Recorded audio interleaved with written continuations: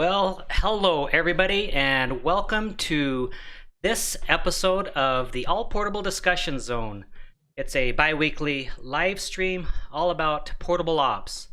Hey, at this time, I'm turning the reins over right away to one of our co-hosts, Dan, who is going to be moderating and leading out on this episode. So, Dan, take it away. Hey, good afternoon, everybody.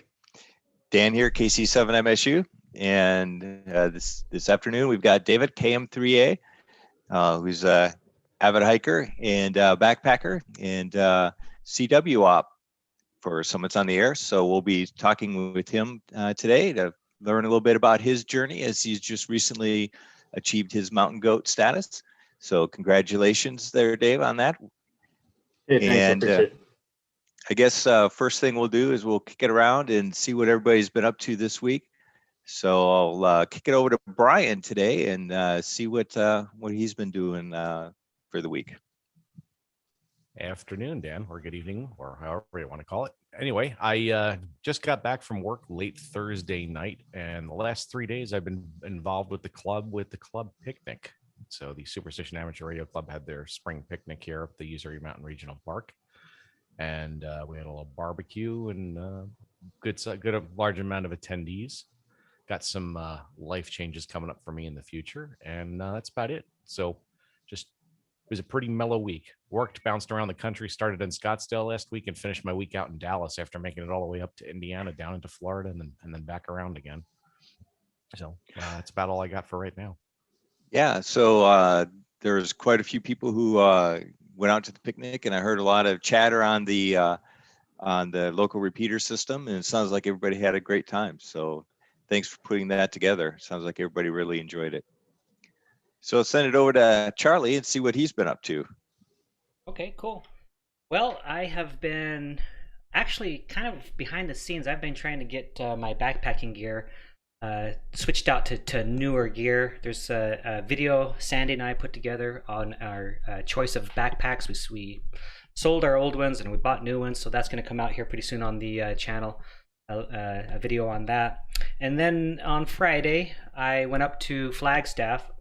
There was just a storm that had been through, and so there was actually snow a good portion of the way up. Right after when I left Flagstaff and started heading up that Fort Valley Road or whatever it is.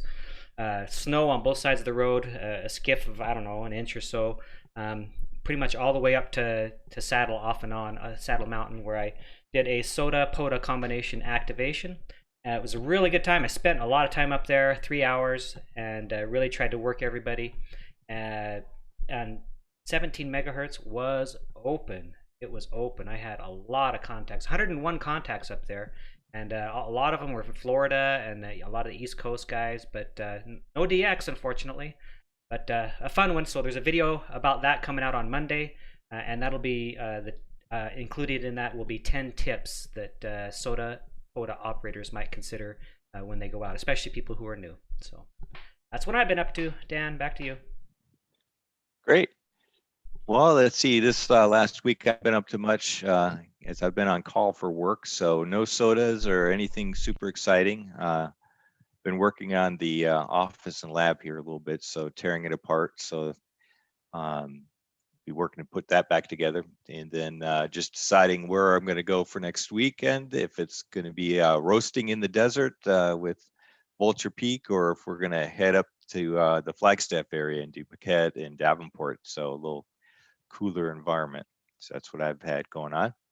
So I'll send it over to Dave as well and see how his last week has gone and see what he's been up to for the last week or so. Hey, good afternoon, everybody. Charlie, Dan, Brian, thanks for having me on. I appreciate it. Actually, yesterday I did some canyoneering up near Mount San Gorgonio, which is the highest mountain in Southern California. I think it clocks in just over, 11,000 feet. Didn't go to the summit. The goal was to do some rappelling and canyoning down some waterfalls and that kind of thing.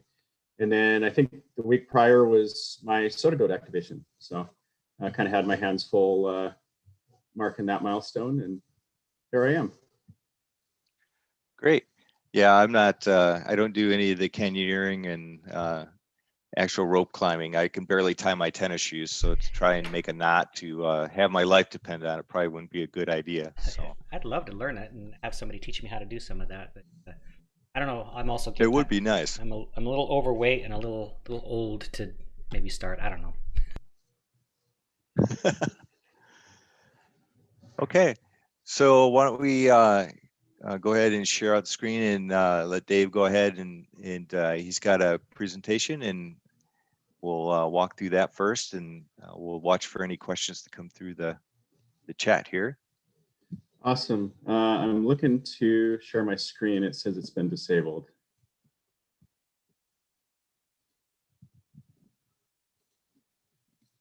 There we go. Okay, try it again. There we go. Let's see this. All right. I put together a small group of slides here. I mean, obviously, whenever you guys want to interject or ask a question, please do. So my first SOTA summit was actually an unintentional SOTA. I actually got into amateur radio from my friend at work. I did a lot of backcountry hiking and climbing, and I wanted a essentially emergency communications method to, in case of help or I need to get some, medics or emergency and that kind of thing. So I climbed San Jacinto Peak, which is actually one of my favorites here in Southern California. It's very prominent, and you have wide sweeping views of many mountain ranges here in Southern California.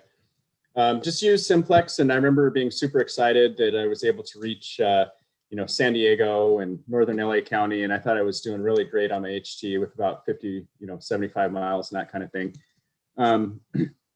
But actually, indirectly through this climb, I found Summits on the Air program. So this was, I think, November of 2018 was my first unintentional SOTA. I actually did meet the criteria. I got my 4 contacts and whatnot. But my first intentional SOTA was it was on New Year's Day, January 1st of 2019. I did a little one-pointer out in the backyard here. And as you can see here, my SOTA story is very similar to a lot of other folks you've had on your program. I just carried way too much stuff. This was my first setup here. So I had a auto tuner. I was carrying the Yaesu 817, a 10 amp hour slab battery, the lead acid battery. So it was the heavier one. Antenna tuner, what is that? The Rig Expert, HT, and all the rest. So after I activated the 1 point, which was a drive up, I thought I'd go do Mount Baldy, which is actually a little bit more of an involved hike. And because it was in January, it was in snow. So I carried my very heavy backpack with all that unnecessary gear to the summit up past 10,000 feet. Got everything set up, and I made no contacts on HF. Nothing worked for me. And fortunately, I had my HT there, so I was able to, activate via VHF. But immediately following this, I would still, even though I activated the summit, I still consider it a kind of a SOTA failure. Not really a failure, I guess, because there was a learning experience. But I mean, essentially, I carried probably about 20 or 30 pounds for really no contacts. I met were you able to figure out why the HF failed with the loop? I think it was a combination of a couple things. Back in January of 19, conditions I think were especially poor. I think that it was a combination of that, plus not really a great tune between the loop and my radio. I think I was so new and unfamiliar with the fine-tuning adjustments needed on that knob. This particular loop was very sensitive, where even a micrometer turn in either direction would probably bounce the SWR way up. And I think another one was probably just due to a lack of patience. I think I got frustrated a little too quickly, and rather than work through the problem and try different bands and that kind of thing, I was kind of quick to just pack it up, I guess, in frustration. Were you primarily voice when you first started out, or did you go right to CW? No. So my CW will come after this. So initially, no CW. This was right after I had just gotten into the ham radio community. I got my general, I think, just because I wanted to take the test. But I thought at the time after that I was never going to go to extra. There was no need for me to do that. I don't even think I was really familiar with the CW portions of the bands, and my experience at that time had been all voice, just because of using VHF on a HT. So, I mean, as you gentlemen know, that also kind of limits your exposure in poor band conditions. Oh yeah, that's how I started out too. It was first, just on the FM and HF voice, and so anyway, yeah. Adam K6ARK says hello. He's relatively close to you. He's a SoCal guy too, right? Absolutely. So I'm going to talk about some of my Elmers here in a little bit, and he is kind of one of my indirect Elmers. Okay. Him, and I'll say like N1CLC and some of these other folks that are putting out information on YouTube. Mm-hmm. Adam being a mountaineer and not only an engineer, I learned a ton from him. So right. Hello back, and also thanks for the indirect Elmering. So after this experience, I met this man here, Scott N0OI. He lives really close to me over in Lake Paris, and I think he was one of the contacts on Mount Baldy. So I reached him on VHF, and I reached out to him after the fact, sent him a QSL card and that kind of thing. And he reached out to me and said, "Hey, if you want to learn more about radio, feel free to do a joint activation with me." And I met up with him, and let me tell you, it was learning like water through a fire hose. Ton of information. He has a lot of experience. He'd been doing this since, I think, 2015. Shared with me the CW portion. I did a joint activation with him, and I was struggling to get contacts, and I looked at his log, and he already had 20, 30 contacts with CW, and his rig was fractions of the weight of what I was carrying. So I knew at that point CW was a no-brainer. And kind of as a sidebar, I researched CW ops and learned through their program, and ever since then I've been primarily a CW guy. So I've never met him myself, but would really like to. And but I've had many interactions with him. He's on a Slack group that I'm a part of called JerryNet. Are you a part of that yet? I'm aware of it. I haven't joined officially, so I think I might look at that after this. All right, Adam 86DM is your guy, man, and he's in the chat. So, all right, go ahead. Perfect. Okay, so this is my wife, Lizette K6LZT. She also, thanks to her for kind of putting up with this SOTA addiction, I guess is the best way to put it. There's been a lot of times when I'm sure she probably wanted me home when I was planning summits and nights away and that kind of thing. So anyway, quick evolution. After my first summit, you can see I shrank my kit down a little bit. I got rid of the loop, and I started running the trail-friendly 10-20-40, which lightened things down a lot and also gave me some flexibility, not using a tuner and just doing a direct plug back into the rig. And that became my favorite mode for a little bit, still using voice. You see my battery shrunk down. I went down at this time to a 4 amp hour battery, still running voice. And this kind of took me all over the place in my early part of my SOTA experience. Places that I never thought that I'd go to. I was kind of addicted looking at the SOTA maps. I'd always look before going out onto the weekend, what was close, what had been activated before, what was new, and what kind of looked fun. So there's I would say this is my Gen 2 or my Gen 3 rig setup. So it's still the 817 running a battery that was still too big for this kind of setup, but it took me a lot of places. And this is Joshua Tree. And one of my expeditions, I met this man here, NA6MG, Dan, legend mountain goat here in California. I think he's almost up to his 6th mountain goat award. Wow. And not only that, he's like in his 70s.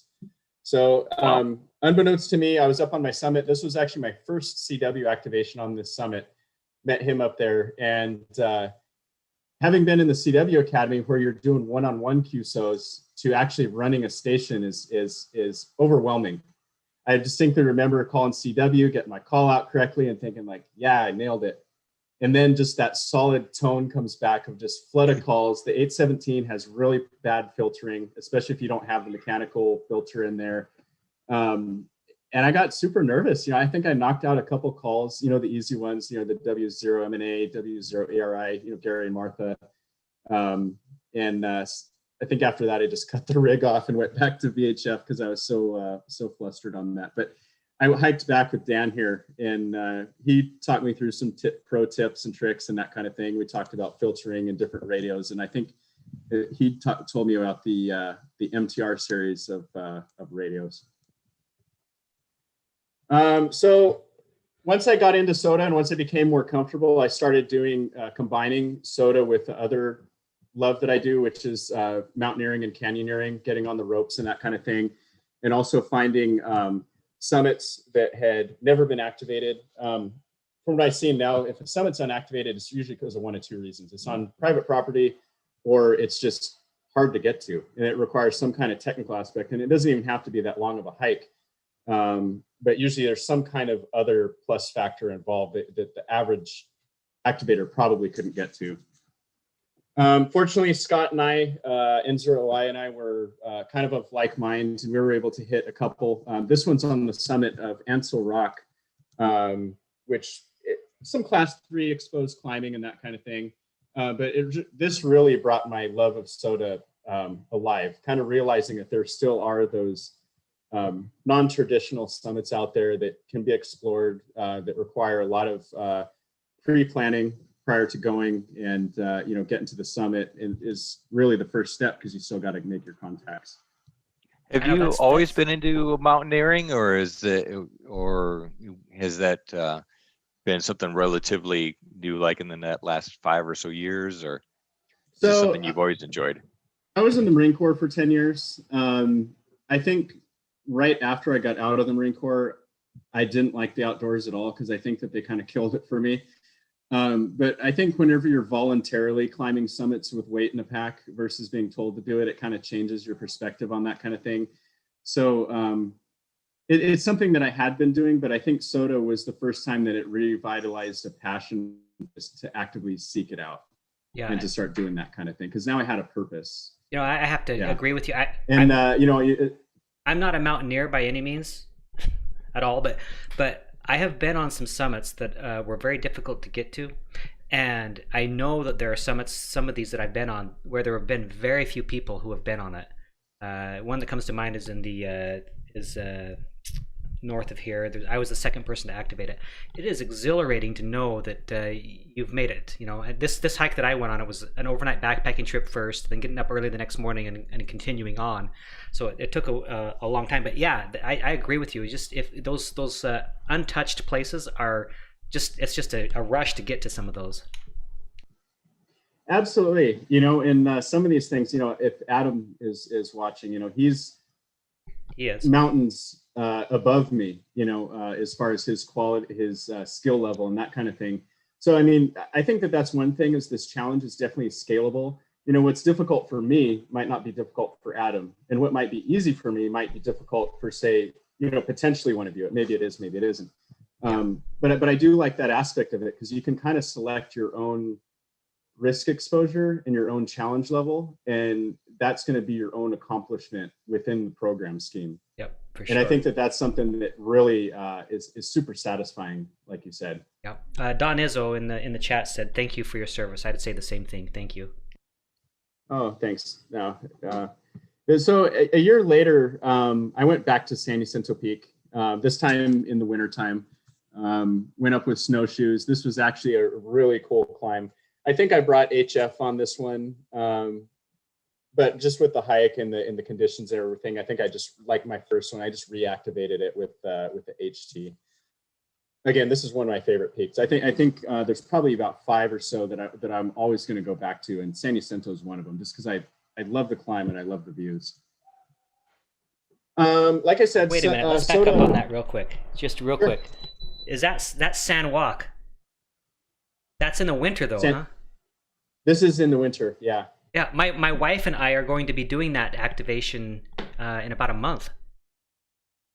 If you go, give me a call, because I will 100% go with you. We're going. We have the permits. We're going to backpack for 3 days there at the recommendation of Adam, and we're going to do that for sure. I'll let you know. It's fun. You can't pick a better summit than San Jac. I absolutely love this summit because it is so prominent. The higher mountain in this range would be San Gorgonio, but really the summit isn't that spectacular for a number of reasons. San Jacinto is unmatched in this area as far as hiking in the summit. So I think you'll enjoy it. So Summits on the Air brought me to a number of places that I never thought that I would ever go to, or probably even places that I never even knew was on a map. One of the things that I saw was White Mountain, which is in Inyo County, which is in kind of, I'm going to click over here. Let me see if I can tab over. This doesn't mess it up too much. That's a fantastic photo, by the way. Oh, thanks.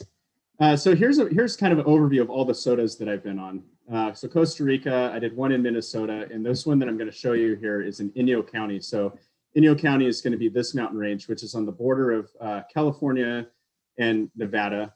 I wanted to do a 14,000 foot summit just to see a non-technical summit, because I wanted to see how my body would react to the elevation. So I selected White Mountain, which is this one in Inyo County. It's at just, I think it's the third highest mountain in California. There's another shot of it. And it's just, the terrain is insane, because even at the base, I think you're over 11,000 feet. So the vegetation and things is very sparse and minimal. You feel like you're on another planet. Ended up making it to the summit. Did my first 14,000 foot activation. Stunning views, really great experience there. So hopefully now that I know how I can handle myself, Whitney and some of the other Sierras are definitely in the cards. Another cool thing on my SOTA journey is I actually got married on a SOTA summit. 2020 was a COVID year, obviously everybody knows. Liz and I, my wife, had planned on getting married in a traditional Jewish synagogue, with all the religious kind of ceremonies and rites and that kind of thing. But unfortunately, with COVID, everything was closed. Religious institutions were closed. The rabbis weren't doing their thing. So what we ended up doing was I contacted Scott Enzer. He got ordained online through the Universal Life Church. And we set it up on July 4th for a SOTA Summit. So it was me and my wife. Scott was officiating. His wife was there as a witness, Corinne. She's also a radio operator and 2 ZIP. And then Lizette's wife, or Lizette's mother, Rosie, and my sister, Crystal. So that's really cool. Yeah, it actually worked out great. So this is Morton Peak, which is kind of on the western side of the San Gorgonio mountain range. And as we got up super early, 3:30 in the morning, hiked up to the summit. This was almost right at sunrise with just spectacular views. And Morton Peak was one of my favorites too. There's a fire lookout that's kind of right behind where this photo was taken, with a bench and that kind of thing. And we hiked up orange juice and champagne and made mimosas. My sister built a bouquet out of wildflowers and that kind of thing. But I brought my radio. And that was a test because Liz didn't give me any grief about it. But I told her it was romantic because I was able to transmit and tell the world that I had just gotten married and that kind of thing. So actually got a bunch of DX. We got Europe, got Panama, which was a first for me on a SOTA. I think Japan was in there. So got a bunch of cool contacts, and we were getting congratulations from coast to coast around the world. Hey, congratulations getting married. And so I thought that was pretty neat. She has the patience of Job for sure. Yeah. So this was, the test was multiple. So this was actually required an early wake up, a hike, and then also for me to run a radio. And I did not get grief for any one of those three things. So there's evidence that she absolutely adores you. Yeah, exactly. Let's see. There's one question here, David. Okay. Where was it now? Something about Minnesota. Where'd that go?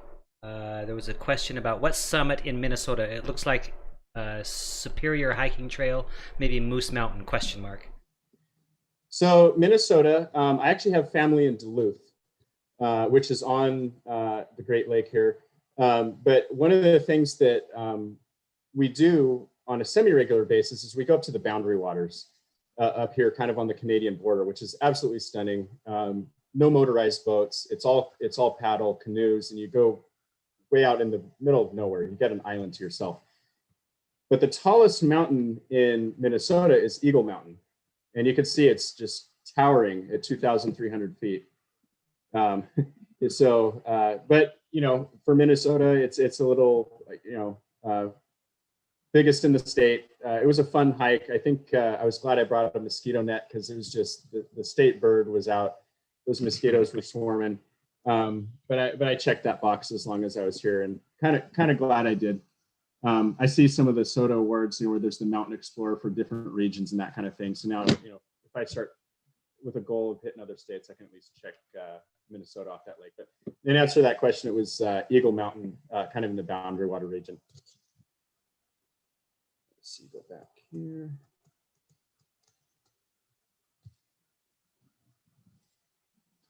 All right. So one of the other things we wanted to do was go to Japan. So we had originally purchased tickets to go to Japan, but COVID. And although we met the initial immigration requirements, Japan closed its borders. We had to get the tickets refunded and all that kind of thing. So we planned an alternate trip to Costa Rica. Scott was originally going to go with us, but I think he purchased a house out in Arizona, and the timing didn't work out. So this ended up just being me and Liz. So I ended up contacting the radio club there in San Jose, Costa Rica. It's TI0RC, and then there's TI0ARC. This man's name is Lewis. I think it's TI3LSK is his call sign. But we ended up activating a bunch of summits in Costa Rica, which was just a ton of fun. This peak in particular was really exciting because Volcano Turrialba had been closed for about 10 years due to volcanic activity.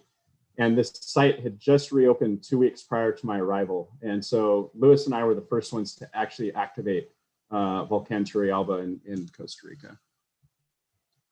This is me on one. That's really cool, that volcano thing. Oh, it was so cool. It was so cool. Absolutely loved it. Yeah. As a side note, real quick, let me just mention as a side note, with your activation with your sweetheart up on the summit, in the chat is Roger Rugg, who said he attended your wedding. Probably via the radio, right? Yep. Yes. Yeah. That's super cool.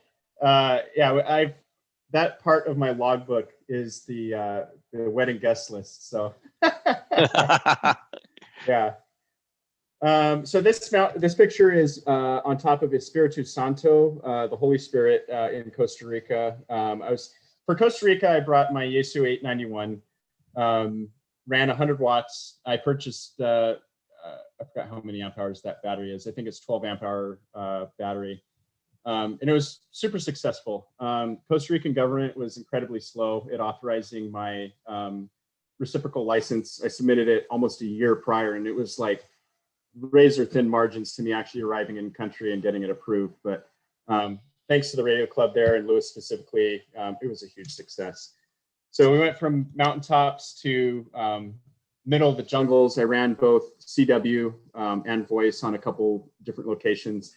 One of the things I kind of regret is during this time, I was still in the chase for SOTA Goat. So I kind of rushed a few summits, and I didn't get as many call signs as I probably could have gotten and would have liked. But the goal there was mainly twofold, you know, doing a DXpedition for one, and then two, to get those valuable 10 points each summit toward my SOTA Goat. So did you run into any interesting insects or animals in the jungle during these activations? I see Yeti right there. He must have run into Yeti. I can see it on his cup right there. Yeah. I heard he lives there. Yeah, I would. That's the place to live, I'll tell you. No, we saw a whole variety of wildlife. Costa Rica is actually incredibly biodiverse.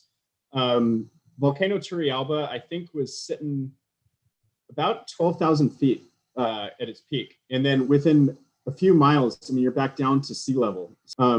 Incredibly active volcanically, and to get from one city to another takes such a long time because you're constantly traveling up and down summits. But we saw all the typical wildlife, iguanas, sloths, toucans, some poison arrow looking frogs, and some snakes with a bunch of different colors and that kind of thing. But there was no no close calls. At the end, the radio club was very gracious, hospitable, and nice. They actually gave me a little plaque that you can mount on top of like a light or something, and it lights up with their club call sign and kind of like a congratulations, and it has my call sign on there.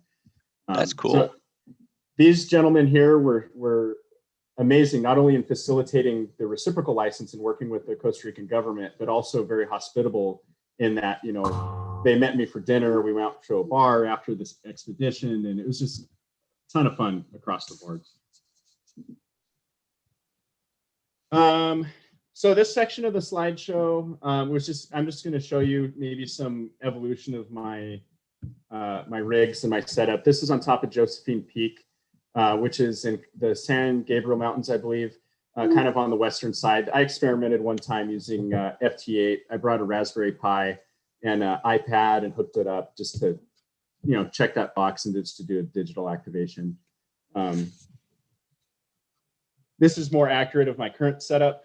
So comparing this to the original, my current setup for most expeditions, if I'm going long distance to a summit I've never activated before, if it looks like there's any kind of technical challenge where weight's going to be an issue, I generally run an MTR 5B, which I really like having the 5-band option. The Elecraft T1 antenna tuner, and either a random wire, so I don't have to keep raising and lowering the mast to even do that, or even just like a Lynx dipole. It's cut weight down fractions of what it was, but for bigger summits like this one, I'll still bring my Yaesu 891 just because I can run 100 watts. Surprisingly, that 4.5 amp hour battery that I was using on my 817 powers the 891 just fine, you know, and I can usually run it for about an hour, which I really like having at 100 watt 5-band option. It runs great. Who's the SOTA dog? That's Zip. So that's Scott's dog. He's a healer, and actually, Corrine, Scott's wife's call sign N2ZIP is for that dog's name, which is Zip or Zippy. But he's super cool. Goes everywhere and just really friendly. Just an awesome little SOTA dog. I wish I could have one, but I live in a condo, so until I move, I can't have a dog. Here's another shot in Lake Paris. Again, just another sample of my typical SOTA setup. That battery there is, I think, a 650 milliamp hour battery. And I've actually activated multiple peaks on that single battery. So just huge, huge differences in weight. Another close-up kind of on Lake Paris. That's not my KX2, or is that a KX3? KX3? Is it a 3? Yeah, it looks like a 3. Is it a 3? Yeah, that's kind of a dream rig for me. I think right now it's a little bit too expensive, and to be honest, the MTR works fine. Like I said, SOTA's brought me to some really cool places that I never thought I'd ever go to. Going back to the full circle, the Marine Corps, you know, I operated out of Iraq and Afghanistan, and I couldn't stand both the desert or the heat. But since my SOTA journey, one of my favorite places to go to is actually the desert with some of these rocky mountains and just the scenery and the remoteness. I just love it. This one Scott and I did. We brought our mountain bikes up to the top and shredded some trail on the way down. Kind of at Adam's inspiration, K6ARK, I ended up buying a Pixie online just to test it out. And this was after I learned Morse code, obviously. I think this thing runs like a third of a watt or something. But I was amazed that I was able to contact Daryl, WW7D, all the way up in Seattle using a third of a watt on Morse code. It just blew my mind. In my head, like, that shouldn't be possible, but it does. And I think that's one of the things going forward that I'm probably going to be excited to experiment with, is some of these integrated end-fed antennas, the K6ARK antenna, and some of these micro rigs thrown inside of an Altoids tin and that kind of thing. Yeah, you know what? I don't know if you saw my video on this, but I had a similar experience. It was actually 2.5 milliwatts, and I was able to get into, where was it? I think it was Josh in Oregon on 250 milliwatts on a little Pixie. So really fun stuff, huh? Josh WU7H. Mm-hmm. Yeah, he's another one that I think I got on this one. It just absolutely blew my mind. Like, this summit was an easy summit, but I remember leaving this summit being more excited, having had those contacts, given the power to amp ratio.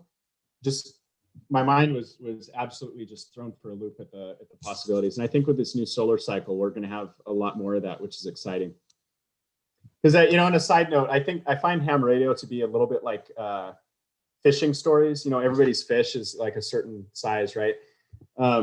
Every time you hear about some kind of radio story, it's always, with QRPPP and, getting DX, out in the middle of nowhere on a coat hanger and all this kind of stuff. And it's just like, it's a cool story, but I don't know how realistic that is. But actually having done this, it makes you realize some of the possibilities, which is super cool. All right, so this is my SOTA goat activation, and I think I'm running out of slides here. I think I got only about 4 more slides. This is in the Castle Mountains National Monument. So I'm going to show you where that Another is. great photo, by the way. Oh, thanks. All these are just with my Samsung, my Samsung Galaxy.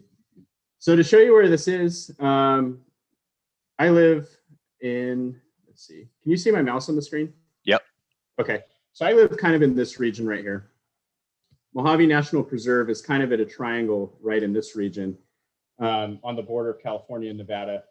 So Castle Mountains National Park is almost at California state line, which runs kind of diagonally through here. What makes it really dramatic is it looks like a castle. And actually it was designated a national monument by Barack Obama in, I believe, 2016.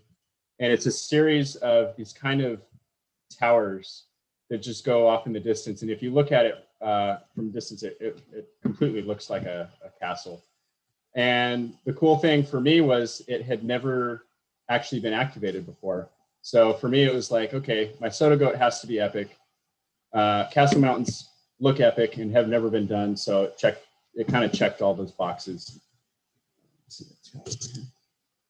Looks like a pretty long hike too. I'll show you the route. The distance isn't what's the challenge. I think the challenge is the technical aspect once you get up on the rock face, because there is some exposure there, and there are some sections that potentially, if you're not technically proficient or comfortable, it could lead to some hazardous consequences. So there's another view of it, just with the Joshua tree in there.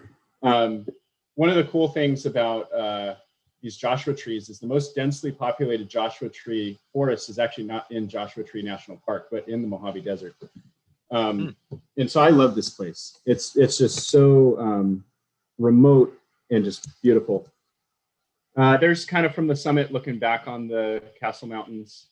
Wow. There's what the towers look like. So each one of the towers have varying levels of difficulty.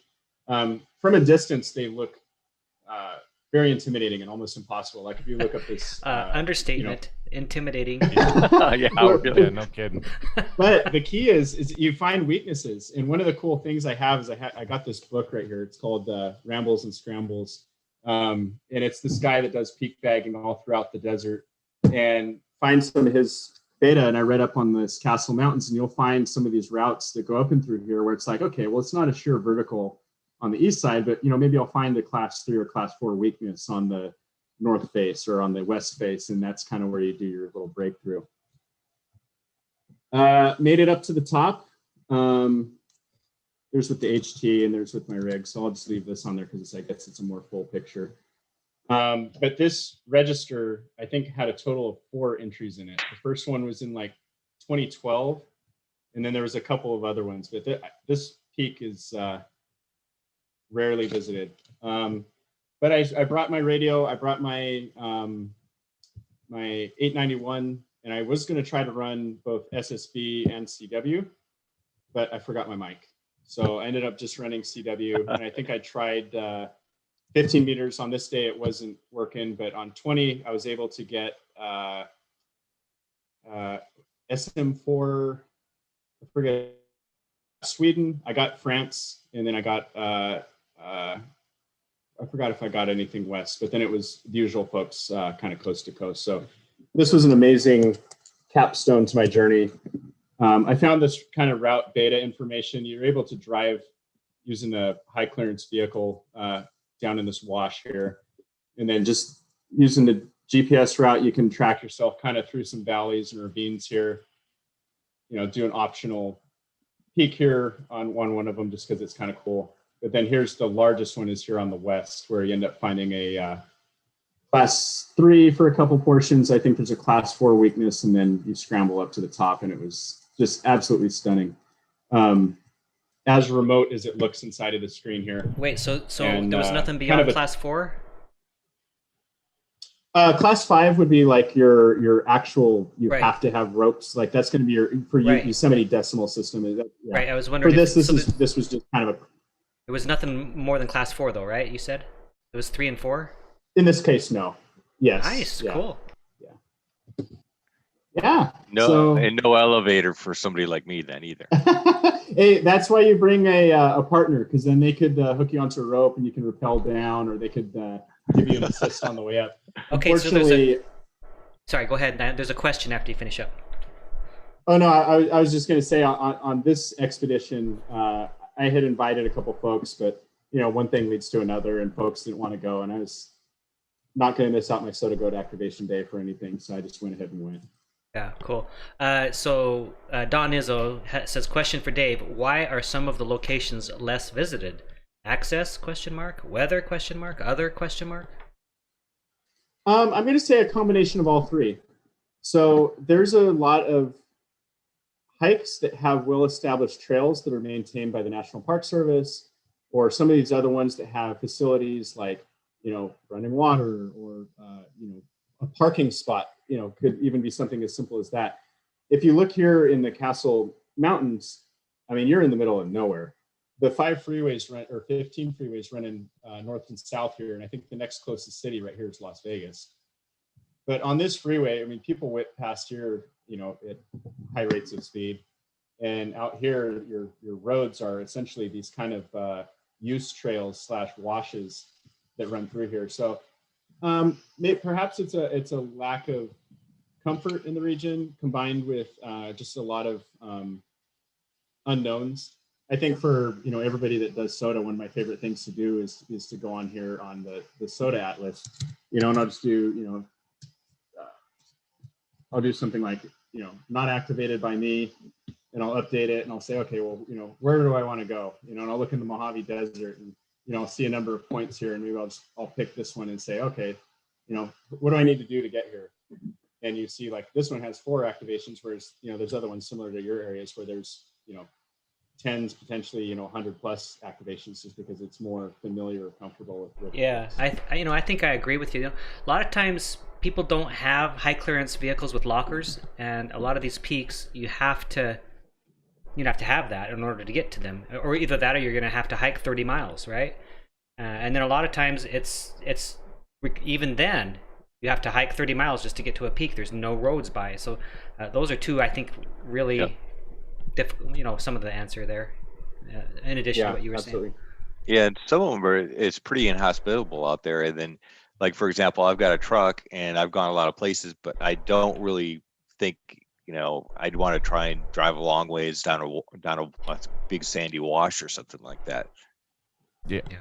I was to say, I was like, a lot of your pictures, I'm looking at them and I recognize the mountains from the air because I spent so much time flying over Southern California. In fact, the one photo you were showing with the summit register on Castle, I could see the 3 solar generators in Vegas that, you know, when the sun's just the right angle, it blinds it's quite bright in the cockpit. You got these giant, you know, reflectors down on the ground shining the sun at the boilers. Absolutely, and I might have, if this doesn't take a ton of time, maybe not. I was going to bring up a picture of that, and I might even do that while you guys talk here, just so I can show that. Actually, you know what? I found it. Yeah. And one of the things I've run into too is down in that southern portion of Nevada, a lot of the summits there are on private land. or they're not Yes. accessible. They're on public land, but they're surrounded by private land, and there's no real right of way to get into that area. Because sometimes I'm sitting there and I'm like, oh, I'm in the hotel. I got a couple hours today, and I just cannot figure out why this summit hasn't been activated. But looking around, it doesn't look like it's accessible legally. So it's surrounded by a bunch of ranch land then. Yeah. These solar generators here. Yep, that's what I'm referring to. I guess Oh, as soon wow. as I saw the 3 glows, I knew exactly what they were. Yeah. I always found those things, looking at those, kind of amazing. And you're 100% right too, because there's been a couple of trips I've gone out to Vegas where it's like, that looks close. Why has nobody ever done that before? And you'll take your car out there and you're like, oh, okay, that's why. Tank Radio says he's all for drive up peaks, and I am too on some. I just did one this last weekend. What about you? Have you done them? Is there a time when you feel like they're appropriate, or what's your feeling on drive up sodas? I think all sodas are good sodas. I don't really differentiate between the challenge level of a drive up versus the other. Obviously, if I have my truck, I'm experimenting. I'm bringing the whole closet, every piece of radio gear I got, I'm bringing it out so I can experiment and I can try new bands, new modes. And you know what, if it fails, I got a second rig in the car I can, bring out and try. So I think different fun for different reasons kind of thing. I enjoy my drive ups, but I also enjoy, getting on the ropes and doing some mountaineering too. So yeah, any similar to time me. on the air is a good time. I mean, I'm not a mountaineer, again, I make that clear, but there's some really fun, challenging hikes that I like to do. I mean, the Grand Canyon down there, I did that one. That one was a fun one, and with Brian, the Kentuck one and the Armor Mountain. There's some really fun, satisfying, very when you have a difficult challenge, it's very satisfying. But then you do a drive up, sometimes it's a different challenge. You can bring full power, you can try different antennas like you said. So I agree 100%. It's all fun and all free game. Yep. Absolutely. Brian, do you have any questions? No, I mean, I'm just impressed with the pictures and a lot of the stuff he's gone over, stuff that I normally am curious about. The evolution of the gear. We always lose that 15 pounds right off the bat. The pack seems to lose weight faster than the body. At least that's been my experience. Yes. Well, I found it interesting too, Brian. I don't know if you picked up on this, but he basically got into SOTA the same way you did. Yeah, by accident. Yeah. Remember telling that? People may have forgotten that story. So for me, there's Browns Peak near here, which is the highest peak in Maricopa County, and I had gone up there with some non-ham friends. I really had just gotten back active in the hobby and brought my little Alinco HT with me up to the top because I said, well, it's gonna be high up. I should try and do some radio from up there. And I got on Simplex and I started working people, and somebody goes to me, hey, congratulations on the first activation. Thanks for the points. And I'm like, whatever. Okay. Sounds good. 7-3, and on to the next one. And then about a day or two later, I got an email from our local guru, Pete, inviting me to the SOTA get together for, to go, as Pete likes to say, drink beer and tell lies, because Pete likes beer. And, then I got filled in on SOTA, and that was my first activation, but purely accidental and totally unplanned. And now, 192 summits later, here we are. Oh, that's awesome. Yeah, I think for me, I probably would not have gotten into ham radio, but for 2 reasons. First one is the people, right? So like the people that are putting out content, like NJ7V, like N1CLC, like K6ARK, like all these people that are putting out aspects to the hobby that may not interest everybody. Like for example, I tried AMSAT for a little bit. It was cool, I checked a couple boxes, but that for me is not something that I would potentially be interested in. SOTA was where I really found my niche. And when I got my license, I got it for a very specific reason, which was to communicate in emergency situations. But I think that if I hadn't have discovered SOTA, or if I hadn't have found, Scott or Dan, NE6MG, to be able to talk about options within the hobby, I probably would have ended up shelving my stuff and not really have gone outside the box for it. So I think for that reason, I'm grateful for people that put and publish content and that go out of their way to share information and to try to bring people into different aspects that make this a lot more fun than just kind of a baseline communication tool. Well said. Yeah, there's a question in the chat from Mark, KG6LI. who also has a great channel. You guys should check it out, by the way. Mark has a great, I really like his YouTube channel. Good stuff on there. Very smart guy. He says, what battery are you using with the Mountain Topper? The Mountain Topper, I use a Tattoo. It's a TATTU. It's a 650 milliamp hour battery. I think even though on the battery itself, it says it's 11.1 volts. When you first plug it in fully charged, I think it's 12 and a half. Mountain Topper, I think, is rated at 12 as long as the antenna is like, there's no SWR or something along those lines. I've never had any issues, and I've gotten a ton of contacts on it. But it's really lightweight. The battery's like probably as big as my two fingers here and weighs, an ounce maybe. Cool. Very cool. Charlie, any other questions? I've kind of been asking them as they've been coming up. I don't know that I have any at this point. Any in the chat room? I have to say that the thing that amazes me about a lot of the folks in California, the mountains are fantastic. The photos are always really great. There's a lot of granite boulders and things like that really enhance what the mountain looks like out there. So really great photos. Oh, thanks. Yeah, there's definitely variety too. I think that's one of the areas where we're blessed in, is with some of the diversity. I mean, you have the granite peaks of the Sierras, you have the volcanic areas, some of the old volcanic areas, out east. You have the desert regions with some of these kind of scree sandstone type peaks. So you really just kind of pick your poison on what you like, and it'll be there for you. Cool. Great.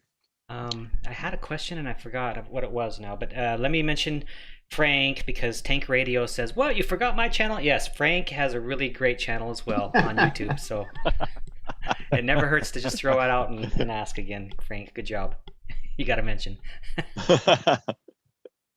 What about what's coming up next for you? I think we mentioned a little bit in the pre-chat that things are going to shift for you, so tell us a little bit about that.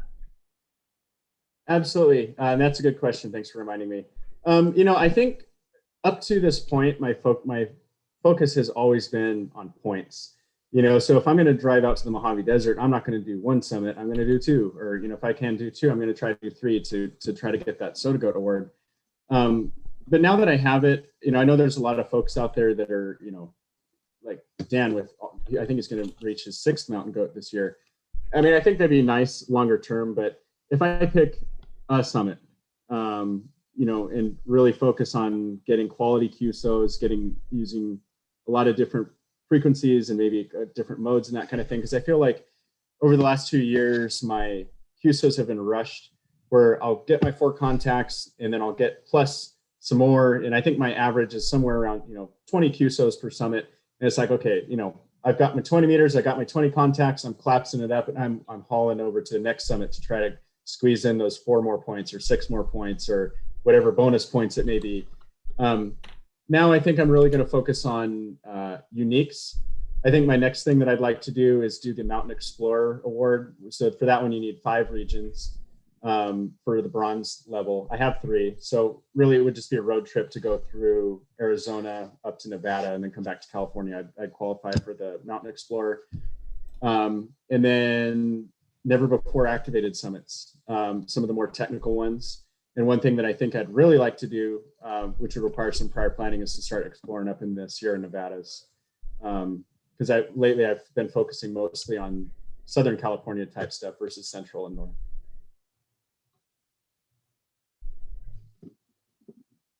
And additionally, potentially a road trip. I was talking to Liz, and I think I can get her to do this without too much hassle. But what I'd almost like to do is to fly out to the East Coast, maybe North Carolina or something, and rent a vehicle and then just kind of drive back to California on a one-way trip, and just activate different summits along the way and see some touristy type stuff. And I think it'd be a great experience to meet up with different hams and different radio clubs and also activate a bunch of different peaks in a bunch of different regions. Yeah, that sounds like that'd be a great road trip to do. I know Charlie's done a couple peaks back east, so is Brian. Mm-hmm. Yeah, my wife is a technician, and she's pretty supportive of the SOTA activity. We did our last 2 summers ago. We did a trip through a bunch of states to see national parks and managed to get all of a summit and activated in every state in the 7th call district. As a result, that was a lot of fun. Yeah. Charles, or Charlie, he guess he goes by, K0LAF, K0LAF. I get him in the books all the time. He says that he can't believe he's never worked you. Have you worked him? I think I have. His call sign sounds familiar. Yeah. I'm going to open up the SOTA log. No, actually, I know that I've worked him before. He might have even worked me under my old call sign, KD6EOD, but K0LAF, I guarantee I've worked him. Okay, yeah. Right Who hasn't, right? He's almost to the level of Gary and Martha. Yeah, exactly. Yeah. There's a few that I can count on, and I believe he's one of them. So I'm going to pull him up right now. Yeah. So Charlie, it may be that you worked him under a different call sign.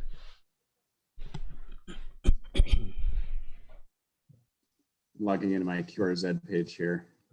I'll do a quick search. Of course, there's 2-factor authentication, so I got to look that up. Yeah, you got to have that nowadays. Yeah, no kidding.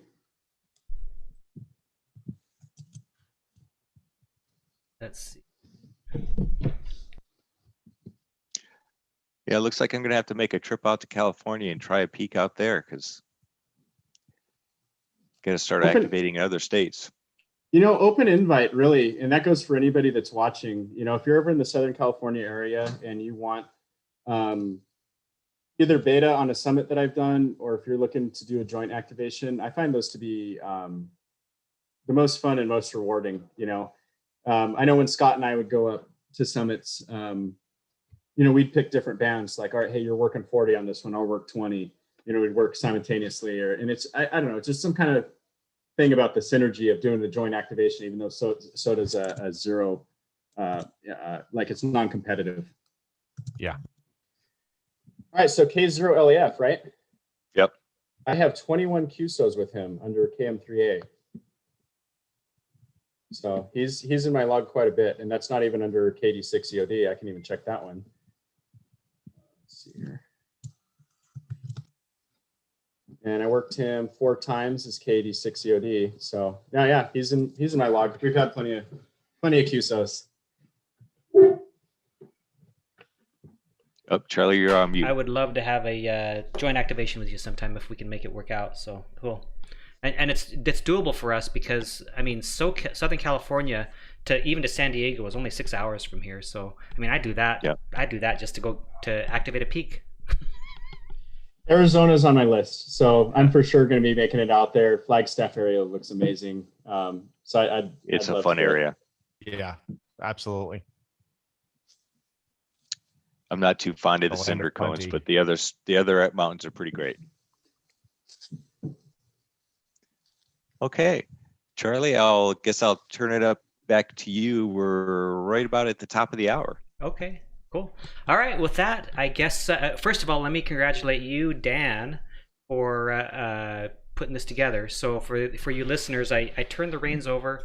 Dan did the invite and took care of everything, and I wasn't involved at all on this one. I just basically ran the boards behind the scenes here on this episode. So thank you, Dan, for putting that together. Also, congratulations to you, Mark,